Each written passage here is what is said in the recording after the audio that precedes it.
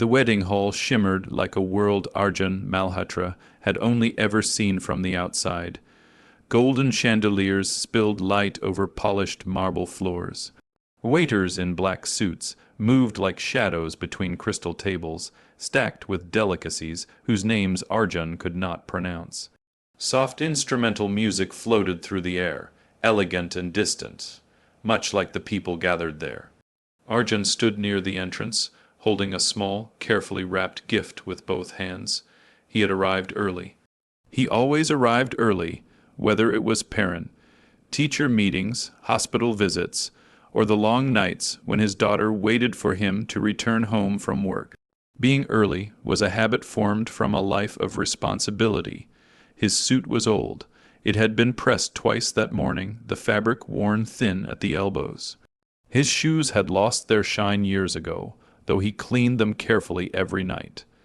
His hair was neatly combed back, revealing silver strands earned through years of sacrifice rather than age.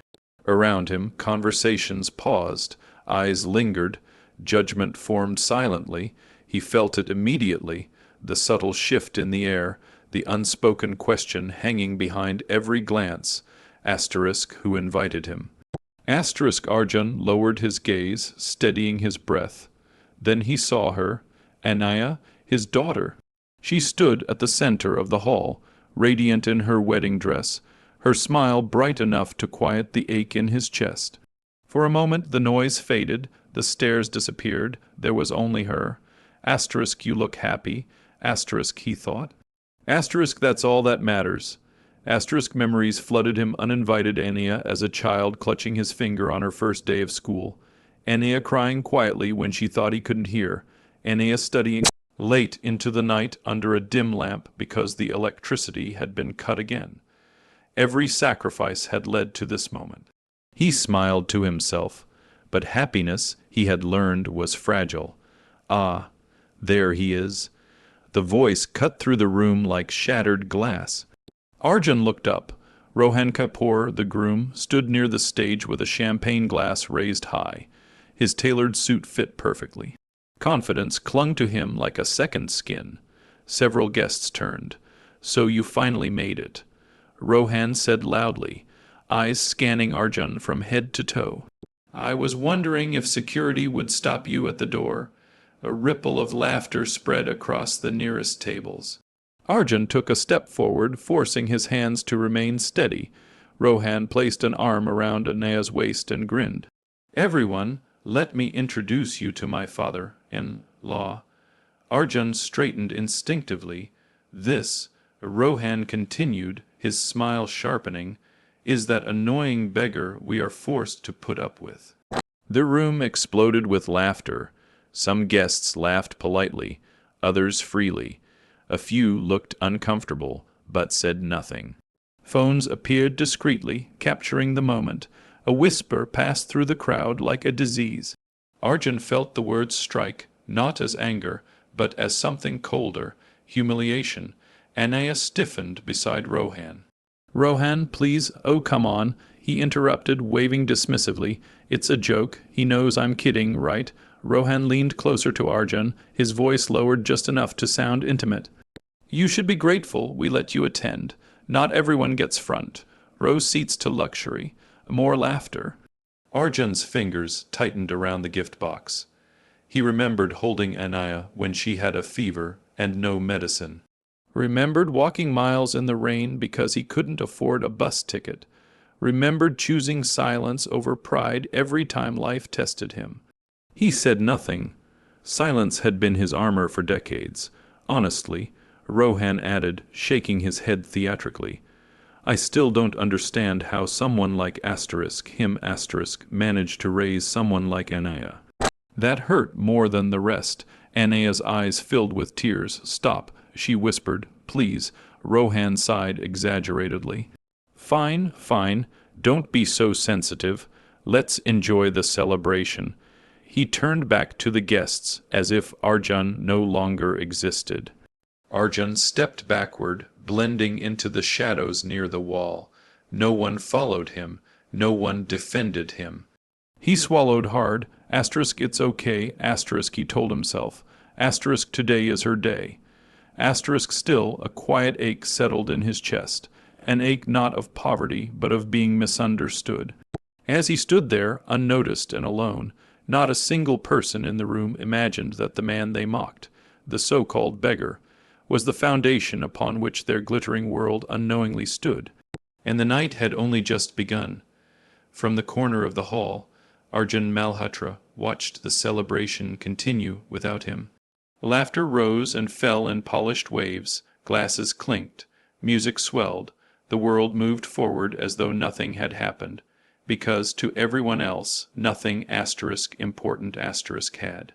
To Arjun, it felt like standing outside a house he had built, listening to strangers celebrate inside.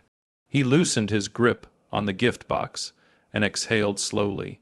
No one here knew the weight of the years he carried in his silence. Once, long before chandeliers and champagne, there had been a small one-room apartment with peeling paint and windows that rattled whenever the wind blew. That was where Aeneas grew up. Arjun remembered those mornings clearly. He would wake before dawn, when the world was still forgiving.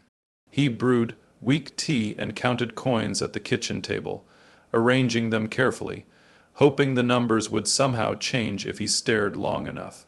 Most days they didn't.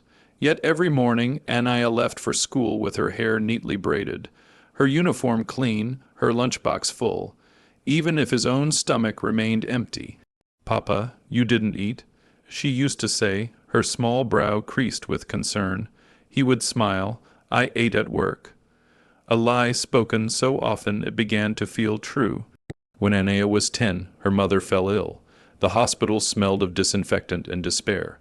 Machines hummed through the night, indifferent to prayers whispered into trembling hands. Medical bills stacked higher than hope. Arjun sold everything that could be sold, the television, the refrigerator. His wedding ring, still, it wasn't enough, so he worked harder. He learned skills at night, taught himself through borrowed books and outdated computers. He studied while Aeneas slept, his eyes burning, his fingers numb, his determination unbreakable. Failure was not an option, not when a little girl's future depended on him. And slowly, quietly, something changed. Years passed. Arjun built a small software solution for a local business. Then another, then one for a company that noticed his brilliance but never his face. He refused recognition. He refused publicity. He refused meetings where power was measured by appearance rather than substance. When success came, it came silently. He sold his first company without ceremony, then invested, then bought stakes in firms that never knew his name. He became wealthy beyond imagination, yet nothing about his life changed, no luxury car, no mansion. No announcement when Aeneas once asked, "Papa, why don't we move somewhere better now that you earn more?" He smiled gently. "We have everything we need." What he meant was, asterisk, "I don't want money to raise you. I want love to." Asterisk, back in the wedding hall, Arjun watched Aeneas laugh with her friends, her joy shining but fragile. She had fallen in love with Rohan's confidence, his ambition, his world of ease. Arjun had seen the warning signs, arrogance mistaken for strength, cruelty disguised as humor. But he had stayed silent, because controlling love was not love at all. Still, the words asterisk, annoying beggar asterisk echoed in his mind. He had heard worse from strangers. What hurt was hearing them from family, and yet he felt no anger. Only sadness that the world had taught Rohan to measure worth by wealth. Sadness that Aeneas had never known how fiercely her father had protected her from that belief. Arjun looked down at his hands, rough, scarred, steady, hands that had built companies, hands that had held a dying woman, hands that had raised a child alone. The music shifted. A new announcement echoed through the hall, the arrival of the groom's parents. A hush followed. Arjun straightened instinctively, though he had no reason to. Asterisk, whatever happens next, asterisk, he thought, asterisk, let it happen with dignity. Asterisk, he did not know that the past he had buried so carefully was about to rise, nor that the laughter filling the hall was moments away from turning into stunned silence, because the truth, once revealed, had a way of demanding its due. The energy in the hall shifted the moment Mr. and Mrs. Kapoor arrived. Conversations softened into whispers. Guests straightened their posture. Smiles became sharper, more deliberate. The Kapoors were not just wealthy. They were untouchable, the kind of people whose names carried weight in boardrooms across the country. Arjun watched quietly from his place near the wall as they entered, escorted by organizers and followed by respectful nods. Rohan rushed forward, pride practically radiating from him. "Mother, father," he exclaimed, kissing his mother's hand and clasping his father's shoulder. "You're just in time, the celebration is perfect." Mrs. Kapoor smiled, her gaze scanning the hall with practiced elegance. "It certainly is." Then Rohan turned, his eyes landing on Arjun. "Oh, and before I forget," he said loudly, as if remembering an afterthought, "let me introduce you." He gestured toward Arjun with careless amusement. "This," he announced, "is my father-in-law, the annoying beggar I told you about, the one we're forced to put up with." A ripple of laughter moved through the crowd again. Arjun felt the words settle heavily, but his expression did not change. He had endured enough in life to know when silence was the strongest response. Mrs. Kapoor's smile faltered. She looked at Arjun again, really looked at him this time, at his calm posture, at his steady eyes, at the faint familiarity she could not immediately place. Her brows knitted together. "I'm sorry," she said slowly, stepping closer. "What did you say your name was?" Arjun inclined his head slightly. "Arjun Malhotra." The color drained from her face. The glass in her hand trembled, then slipped, shattering against the marble floor. The sound echoed through the hall, silencing every whisper. "Arjun Malhotra," she repeated, her voice barely audible. Mr. Kapoor turned sharply. "What is it?" She ignored him, her eyes fixed on Arjun as though she were seeing a ghost. "That can't be," she whispered. Then louder, disbelief breaking through her composure. "Aren't you the mysterious billionaire who bought our company?" Silence. Absolute, crushing silence. Every eye in the room snapped toward Arjun. Rohan laughed nervously. "Mother, what are you talking about? That's impossible." Mrs. Kapoor shook her head. "No, no, I know that face."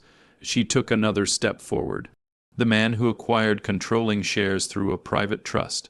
The one investor we were never allowed to meet. The signature that saved our company and took it from us." She swallowed hard. "Mr. Malhotra?" The room erupted into gasps. Rohan's smile vanished. "What?" He whispered. "No, this is some kind of mistake." Arjun closed his eyes briefly, as if resigning himself to what he had hoped to avoid. Then he spoke. "Yes," he said calmly, "that was me." Rohan staggered back, as though struck. "You're lying," he shouted. "You can't be." "I didn't want attention." Arjun continued evenly. "I didn't want gratitude.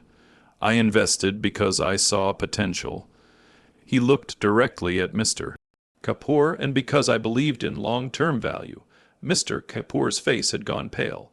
"The acquisition, the contracts, the funding for the expansion came from my firm," Arjun finished. A stunned murmur swept through the hall. Rohan collapsed into a nearby chair, his champagne glass slipping from his hand, spilling across his pristine suit. "You're telling me," he said hoarsely, "that everything my lifestyle, this wedding—" Arjun nodded once. "Yes," Anaya stared at her father, tears streaming down her face. "Papa, why didn't you ever tell me?" Arjun's voice softened when he answered her. "Because I wanted you to love me as your father, not as something impressive." The weight of his words settled heavily over the guests. Rohan looked up at Arjun, his eyes filled with fear and disbelief. The beggar he had mocked, the man he had humiliated, was the very person who controlled the world he thought made him powerful. And in that moment, surrounded by wealth and witnesses, Rohan Kapoor realized he had just destroyed himself, not through loss of money, but through arrogance. The truth had been unveiled, and there was no hiding from it now. The silence in the wedding hall felt heavier than any shout. No one laughed now. No glasses clinked. Even the music had faded into an awkward, unfinished note. as if the orchestra itself sensed the shift in fate. Arjun Malhotra stood at the center of it all, not elevated, not triumphant, just calm. Rohan remained seated, his shoulders slumped, staring at the floor as though it might swallow him whole. The arrogance that once defined him had drained away, leaving behind something small and frightened. Mr. Kapoor cleared his throat, his voice unsteady. "Mr. Malhotra, we had no idea." Arjun nodded politely. "That was intentional." He turned toward Anaya. She took a hesitant step forward, her veil trembling slightly as tears traced silent paths down her cheeks. "Papa," she whispered, "all this time you lived so simply. Why?" Arjun smiled the same gentle smile that had soothed her scraped knees and sleepless nights. "Because I never wanted money to stand between us," he said softly. "I wanted you to know that dignity doesn't come from wealth. It comes from how we treat people when we think they have nothing." Her lips trembled. "I'm sorry."